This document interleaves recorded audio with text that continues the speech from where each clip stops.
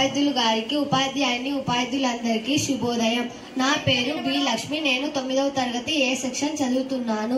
ఈ రోజు నేను చెప్పబోయే విషయం దక్షిణ అమెరికా గురించి. దక్షిణ అమెరికా దక్షిణార్ధగోళంలో ఉన్నది. దక్షిణ అమెరికా ఉత్తర భాగం గుండా పోవుచున్నది. దక్షిణ అమెరికా యొక్క ఉనికి. ఈ ఖండము 12 డిగ్రీల ఉత్తర అక్షాంశం నుండి 55 డిగ్రీల దక్షిణ అక్షాంశం వరకు, 35 డిగ్రీల పశ్చిమ అక్షాంశం నుండి 81 డిగ్రీల పశ్చిమ రేఖాంశం వరకు విస్తరించి ఉన్నది.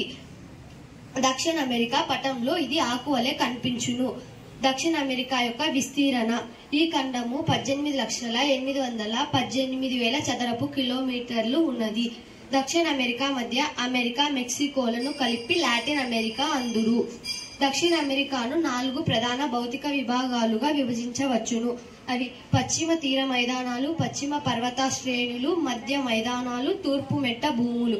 ప్రపంచంలోని పర్వత శ్రేణుల్లో ఆండీస్ పర్వత శ్రేణులు మిక్కిలి పెద్దవైన నది, పొడవైనవి.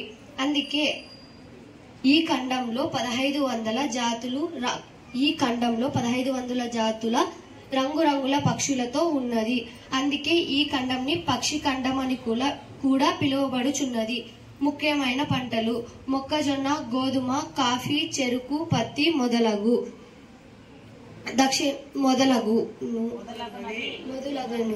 ఖనిజాలు ముడి, ఇనుము, రాగి, తరుగును, నైట్రేట్స్ మొదలైనవి, తగరము, నైట్రేటు మొదలైనవి.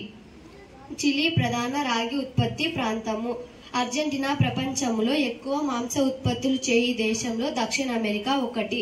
ప్రపంచంలోని ఎత్తైన రైలు మార్గాలు చిలీలోని ఆండీస్ గుండా పోవుచున్నవి. దక్షిణ అమెరికాని లాటిన్ అమెరికా అని కూడా అందరు. ఇంతటి అవకాశం ఇచ్చిన ప్రధాన ఉపాధ్యాయులు గారికి, ఉపాధ్యాయుని ఉపాధ్యాయులందరికీ ధన్యవాదములు.